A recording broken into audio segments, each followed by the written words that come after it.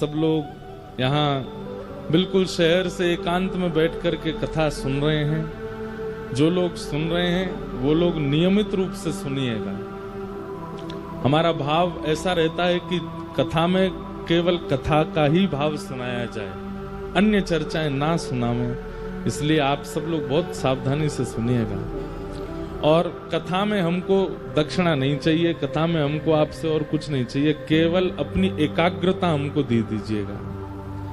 आप जितने एकाग्र होकर के बैठ जाएंगे उतने आनंद से आपको कथा हम सुना पाएंगे।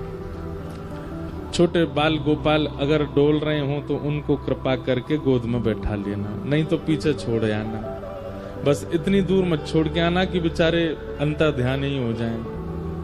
मंच से ही बोलना पड़े कहाँ हैं बालक आपके ढूंढो, ऐसा नहीं। तो 3 रूप हैं भगवान के। अब आप कहेंगे महाराज जी 24 अवतार फिर काय को कहे जाते हैं जब रूप ही 3 है। तो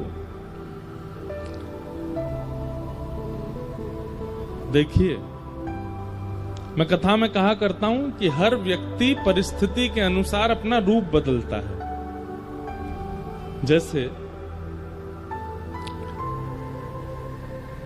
हम वक्ता हैं, कथा में हम वक्ता हैं, पर अपने घर जब जाएंगे माँ के पास बैठे हैं, बहनों के पास बैठे हैं, अपने भाइयों के पास बैठे हैं, वहां वक्ता नहीं है। वहां क्या है? वहां किसी के भाई हैं, किसी के बेटा हैं, किसी के मित्र हैं, किसी के सखा हैं। वहां हमको कोई महाराज जी नहीं बोलता। घर में कोई हमारी बहन हमको महाराज जी बोलेंगी, हमारे परिवार के लोग हमको स्वामी जी थोड़ी बोलेंगे, गुरु जी थोड़ी बोलेंगे। वो तो हमको क्या बोलेंगे? लाला ही बोलेंगे, लाला बोलेंगे, बेटा बोलेंगे, नाम लेकर के बोलेंगे। क्यों? वहां रूप बदल जाता है। हनुमान जी महाराज आ रहे हैं कथा में, देखो पवन पुत्र हनुमान, खूब जोर से हवा चल रही है। और पता भी चला हमें कि 2 दिन से यहाँ पे थोड़ा मौसम करवट बदल रहा था। सावधानी से बैठिएगा, सब आनंद करेंगे हनुमान जी। तो रूप परिस्थिति और व्यक्ति के अनुसार कभी कभी बदला जाता है। कोई बहुत बड़ी पदवी पर है तो जब वो समाज के आगे तभी पदवी का रूप दिखाएगा, लेकिन जैसे ही एकांत में जाएगा, जैसे ही अपने घर आएगा, तब वो पदवी पर नहीं होता है। तब वो फिर उसका पत्नी के सामने वो पति है, बच्चों के सामने वो पिता है, माता पिता के सामने वो पुत्र है। कई बार देखा गया ना कि बड़े लोग जब अपने दफ्तर जाते हैं तो फिर बढ़िया प्रेस किए कपड़े पहनेंगे, प्रेस किए नीचे पैंट पहनेंगे, लेकिन घर पर प्रेस किए कपड़े नहीं पहनते। घर पे तो ऐसे ही रहते हैं। क्यों? जो रूप आपका आपके दफ्तर में है, आपकी दुकान में है, आपके व्यापार में है, वो घर पर क्यों नहीं है? क्योंकि घर यहां पर अपने लोग हैं, ये आपको भली भांति जानते हैं। इनके आगे आडंबर करने की आवश्यकता नहीं है। ऐसे ही घर पर अलग रूप है, दफ्तर में अलग रूप है, ब्याह हो जाता फिर ससुराल में अलग रूप है। सब जगह के रूप अलग हैं। मित्रों के पास रूप अलग है, भाइयों के पास रूप अलग है, पड़ोसियों के पास रूप अलग है। हम लोग तो कितने सारे रूप धारण करते हैं। एक ही दिन में हमारे 10 रूप होते हैं। ठाकुर जी हैं तो 24 ही, पर 24 ठाकुरों के 3 रूप हैं। कौन कौन से? सत्य, चैतन्य और आनंद। हनुमान जी भी सत्य चैतन्य आनंद हैं, राम जी भी सत्य चैतन्य आनंद हैं, वृंदावन कृष्ण भी सत्य चैतन्य आनंद हैं, वैष्णो देवी माता भी सत्य चैतन्य आनंद हैं, महाकाल भगवान भी सत्य चैतन्य आनंद। सब ठाकुरों के 3 रूप हैं, सत्य, चैतन्य और आनंद। नर्मदा जी भी सत्य चैतन्य आनंद हैं, गंगा जी भी सत्य चैतन्य आनंद हैं। अब ये सत्य चैतन्य आनंद है क्या? ध्यान से सुनो। सबसे पहला रूप है सत्य।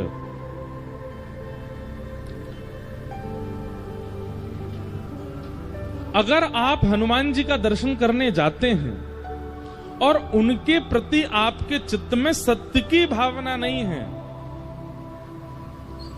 सत्य की स्थिति नहीं है, तो आप चाहे कितने भी बड़े पाठ कीजिए, कितने भी अनुष्ठान करा लीजिए, कितना भी भोग लगा लीजिए, आपको हनुमान जी केवल पाषाण ही लगेंगे, कभी अनुभव नहीं होगा उनका। भगवान के प्रति, ईश्वर के प्रति, देवताओं के प्रति, नदियों के प्रति सत्य की भावना सबसे पहले रखनी पड़ेगी कि वो सत्य है। सत्य। दूसरी बात, जिसके सन्मुख जाके, जिसके सामने जाकर के स्वतः अपने आप सत्य मन में प्रकट हो जाता हो, उसे सत्य कहते हैं। दुनिया के आगे आप झूठ बोल सकते हो, दुनिया के आगे आप असत्य संभाषण कर सकते हो। जय हो। हमारे साथ ही बैठे रहियो भैया, हैं भाग मत जाइयो, जोड़ते हवा आवे तो। हम तो उठ नहीं सकते जब तक आरती नहीं हो। प्रेम से, आनंद से सब बैठे रहो, जो होगा देखेंगे। सत्य, जिनके सामने सत्य प्रकट नहीं करना पड़ता, अपने आप प्रकट होता है। जैसे पिताजी के सामने अगर आपसे कोई गलती हुई है तो आप सत्य छुपा सकते हो, पत्नी से भी सत्य छुपा सकते हो, बच्चों से भी सत्य छुपा सकते हो, लेकिन ठाकुर जी से सत्य छुपाया नहीं जाता, अपने आप प्रकट हो जाता है। हे हनुमान जी महाराज, पत्नी को नहीं बताया, बच्चों को नहीं बताया, सबसे छुपा, पर आप तो सब जानते हो नाथ, आपसे क्या छुपाएं। हमने ये पाप कर्म किया है, हमसे ये अपराध हो गया है, क्षमा करना भगवान। हनुमान जी आपके पीछे पड़े थे कि मुझे सत्य बताओ, नहीं पड़े थे, फिर भी क्यों बता दिया आपने? क्योंकि उनका स्वरूप ही सत्य है। राम जी का स्वरूप ही सत्य है, श्री कृष्ण का स्वरूप ही सत्य है। मैं कथा में कहा करता हूं, जिससे सत्य छुपाया जाए वो मानव है, लेकिन जिसके सामने सत्य छुपाने में आपको बिल्कुल भी संकोच ना होता हो, समझ जाना या तो वो ठाकुर जी हैं या ठाकुर जी का कोई अंश है, क्योंकि ठाकुर जी का रूप है सत्य।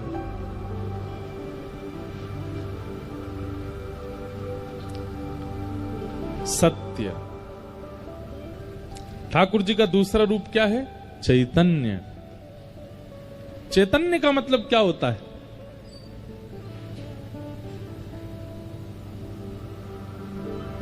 जैसे ये जड़ है, वृक्ष जड़ है, ये पंडाल जड़ है, लोहे की कोई वस्तु ये जड़ है, लेकिन ठाकुर जी जड़ नहीं है। वो पाषाण का विग्रह होते हुए भी जड़ नहीं है, चैतन्य है। उनके प्रति आप जड़ बुद्धि नहीं रख सकते, अगर रखते हैं तो आपका अपराध बन रहा है सेवा में। कई लोग शंकर जी को स्नान कराते हैं, बिल्कुल विचार नहीं करते, उनको ये लगता है कि इनको तो रिगड़ दो जोर से। क्यों? आपके मन में ये भाव आता है कि ये तो पाषाण है। आपके मध्य प्रदेश में देवताओं की बड़ी कृपा है, हनुमान जी भी सबसे ज्यादा यहीं पे हैं, शंकर जी भी सबसे ज्यादा यहीं पे हैं, और सबरी देवी भी सबसे ज्यादा यहीं पे हैं। कितने देवियों के स्थान हैं? देवी देवता सबसे ज्यादा भारत में अगर कहीं होंगे तो या तो उत्तराखंड में या मध्य प्रदेश में, और अधिकतर सब एक से एक शक्तियों से युक्त देवी देवता हैं। महादेव की जब स्नान कराने लोग जाते हैं, बिल्कुल उनको संकोच नहीं होता कि हम महादेव के ऊपर कम से कम धीमे धीमे हाथ चलाएं, नहीं, खूब जोर से महाराज रगड़ देते हैं महादेव को। क्यों? क्योंकि पाषाण बुद्धि है उनके प्रति, उनके प्रति जड़ बुद्धि है हमारी।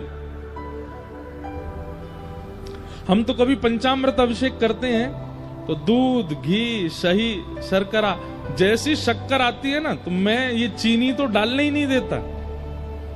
हम कहते हैं या तो बूरा लाओ या शक्कर लाओ पिसी हुई, ये निष्ठुर जो बिल्कुल चुभती है, ऐसी शक्कर में डालते ही नहीं कभी। और कभी होती भी है तो सबको बोलते हैं हमारे पंडित जी को, भाई इसको पीस दो या कुछ इसको पाउडर जैसा बनाओ। महादेव को ऐसे नहीं लगाएंगे, वो कोई जड़ थोड़े ही है, चैतन्य है।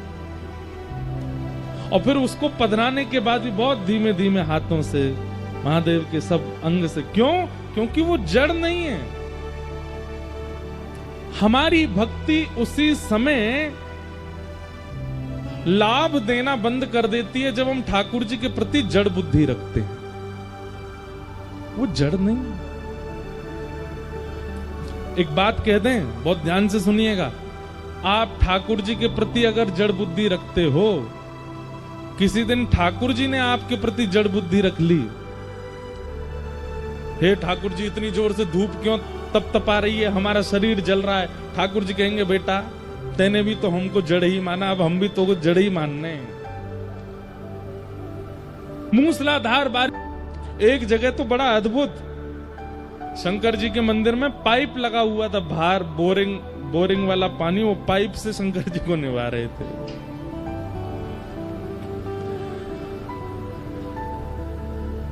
हम भारतीय लोगों में श्रद्धा बहुत है, आस्था बहुत है, पर ज्ञान नहीं है।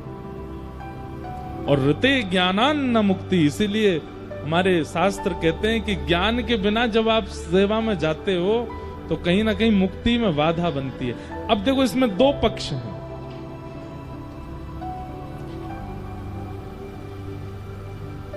या तो बिल्कुल ही हम भोले हैं, बिल्कुल ही हम सीधे हैं, बिल्कुल सहज सरल स्वभाव के हैं, तो कोई दिक्कत नहीं है, तो ठाकुर जी कृपा करेंगे कि आप जानते ही नहीं हो। लेकिन आपको कथाएं सुनने को मिलती हैं, आपको प्रवचन सुनने को मिलता, आजकल तो YouTube पे सब सारे महापुरुषों की कथा सुनने को अनुभव हो जाती है। उसके बाद भी आप मंदिर में जाकर के वही जड़त्व वाले काम करते हैं तो ठाकुर जी को गुस्सा आता है। बोले इसको सब पता है फिर भी कर रहा है। या तो हमारा स्वभाव कर्मा जैसा हो कि पिताजी बोल के गए कि ठाकुर जी का भोग लगाना है, और कर्मा को ये नहीं पता कि नहा धो के लगाना है, वो भोग लगाना है बस। उस सुबह उठते ही बिना नहाए धोए खिचड़ी बना के ठाकुर जी को भोग लगा देती है। अब उसको कौन समझाए कि भाई शुद्धता का ध्यान रख, स्नान कर ले, नए कपड़े पहन, बिल्कुल हाथ खासा करके तब भोग बना। भोली है, नहीं जानती है, बिना नहाए धोए बना देती है। अपने दांतुन से ही ठाकुर जी की खिचड़ी चला भी देती है और ठाकुर जी के आगे धर भी देती है, और उसकी खिचड़ी खाने श्री जगन्नाथ भगवान दौड़ते हैं। क्यों? क्योंकि वो भोली है, उसको पता नहीं है, वो जानती नहीं है। पता नहीं है, भोलेपन में, बिल्कुल सीधे सरल सहज स्वभाव में आप ठाकुर जी की सेवा में कुछ कर देते हैं जो शास्त्रों से विमुख है। ठाकुर जी नाराज नहीं होते उसमें। छोटा बालक, मेहमान घर में आते उसको 500 रुपया दे देते हैं तो बालक पकड़ लेता है, और पकड़ते ही अब घर के बड़े लोग तो देख रहे हैं 500 रुपए आए हैं, ये मेहमान जाएं तो इससे हम लेवें, ये क्या जाने 500 रुपए की कीमत। लेकिन वो छोटा बालक क्या करता है, 500 रुपए लेते ही मुंह में ले लिया या फाड़ दिया, तो बड़े लोग उस पर गुस्सा थोड़ी होते हैं। क्यों? अबोध है, जानता नहीं है। लेकिन 20 वर्ष के बालक को 500 रुपया दिया गया और 20 वर्ष का बालक उसको खावे और फाड़े तो क्या होगा? घर के लोग कहेंगे रुक जा, तारी के तो बता, मैं इधर आ, जानता नहीं 500 रुपए हैं ये, इतना भी नहीं पता तुझको। ठीक वैसे ही अगर हम अवोध स्थिति में हैं मन से और बुद्धि से, ठाकुर जी की सेवा में हमसे कोई चूक होती है, ठाकुर जी क्षमा करते हैं। लेकिन हम बाहर तो बड़े चतुर हैं, पैसा लेना है किसी से तो हमको चतुराई आ जाती है, किसी के साथ छल करना है तो हमको चतुराई आ जाती है, किसी के साथ कपट करना है तो हमको चतुराई आ जाती है, किसी से ईर्ष्या करने में हम पीछे नहीं हटते। और जब ठाकुर जी की सेवा में जाते हैं तो हम तो बोले हैं, हम तो कुछ जानते नहीं है। महादेव उस समय अपना त्रिशूल पहनाते, बोले रुक जा, मिल मुझे किसी दिन। बाहर के लिए इतना चतुर बनता है, यहां पे आके कहता बोला हूं मैं। या तो अत्यंत सरल सहज स्वभाव हो हमारा, बाहर भी वैसे हैं भीतर भी वैसे हैं, तो संभव है। लेकिन यदि संसार के लिए चतुराई है और ठाकुर जी के आगे भोले बनने का प्रयास करते हैं, ठाकुर जी दंड देते हैं। चैतन्य, ठाकुर जी को चैतन्य मानिए। वो जड़ नहीं है, वो पाषाण में व्यवस्थित होकर के विराजमान है। अपने भक्ति भाव से, प्रेम भाव से उनको चैतन्य करो, चैतन्य मानो। तो पहला स्वरूप ठाकुर जी का सत्य, दूसरा स्वरूप ठाकुर जी का चैतन्य, और तीसरा स्वरूप ठाकुर जी का आनंद। आप लोग कथा में बैठे हो, अभी थोड़ी आंधी सी आई, लेकिन आप सब लोग फिर भी प्रसन्न मुद्रा में सुन रहे हो। 2-4 लोग इधर उधर देखने लगे थे, बाकी सब सुन ही रहे थे। क्यों? क्योंकि यहां आपको सुख नहीं मिल रहा है, यहां आपको प्रसन्नता नहीं हो रही है। यहां जिस भाव का आप अनुभव कर रहे हो वो भाव ही कहलाता है आनंद। वो आनंद है। आनंद का और सुख का अंतर क्या होता है? सुख का मतलब क्या है? जो व्यवस्थाओं से युक्त है वो सुख है, और जो अव्यवस्था में भी प्रसन्न रहने देता है वो आनंद है। क्षमा कीजिएगा, शादी ब्याहों में आनंद नहीं होता, वहां सुख होता है, क्योंकि व्यवस्थाओं से प्राप्त है। जन्मदिन के उत्सव में आनंद नहीं होता, सुख होता है, क्योंकि व्यवस्थाओं से प्रकट हुआ है। लेकिन कथा, कीर्तन, सेवा, भक्ति, यहां हमें व्यवस्था की आवश्यकता नहीं होती है। यहां तो केवल एक बार प्रारंभ हो जाए। देखिए, कथा से पहले तक थोड़ा लगता है कि ये व्यवस्था, ये व्यवस्था, ये एक बार कथा शुरू हो जाती है ना, हमने तो इतना अनुभव कर लिया, हमारे पिताजी का तो बहुत पुराना अनुभव है। कथा प्रारंभ होते ही फिर तो वो नर्मदा की गति की तरह बहती है, आगे चाहे पत्थर आवे, चट्टान आवे, सबको चीरते हुए निकल जाती है। कथा अपनी गति नहीं छोड़ती। क्यों? क्योंकि व्यवस्थाएं नहीं चाहिए, पहले चाहिए, प्रारंभ होने के बाद नहीं चाहिए।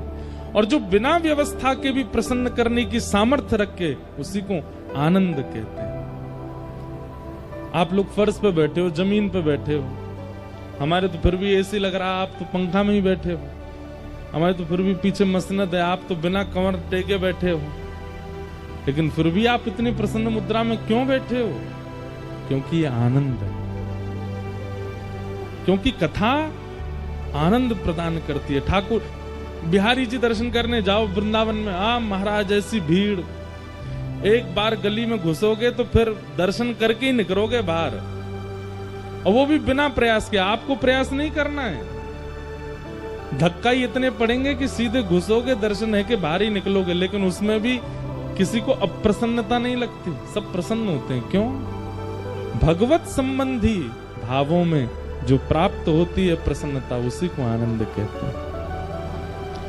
सच्चिदानंद रूपाय विश्वोत्पत्त्यादि हेतवे तापत्रय विनाशाय श्री कृष्णाय वयं नमः। 3 रूप हैं, सत्य, चैतन्य और आनंद। 3 कर्म हैं ठाकुर जी के। क्या? विश्वोत्पत्त्यादि हेतवे, उत्पत्ति, पालन और संहार।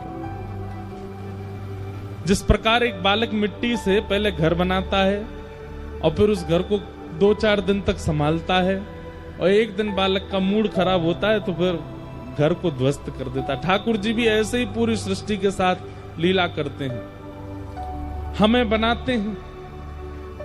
हमारे दादा परदादा, हमारे कुल खानदान का चयन करते हैं, इसको कैसे कुल में भेजना है। फिर उसके बाद हमारा पालन करते हैं, हमें एक सदगति प्रदान करते हैं, एक श्रेष्ठ व्यक्ति बनाते हैं, अफसर बनाते हैं, मंत्री बनाते हैं, नेता बनाते हैं, वक्ता बनाते हैं, संत बनाते हैं, और फिर एक समय आने पर संहार कर देते हैं। उत्पत्ति, पालन और संहार, ये 3 कर्म हैं ठाकुर जी के। और कैसे कर्म? बोले बालवत, एक छोटे बालक के समान।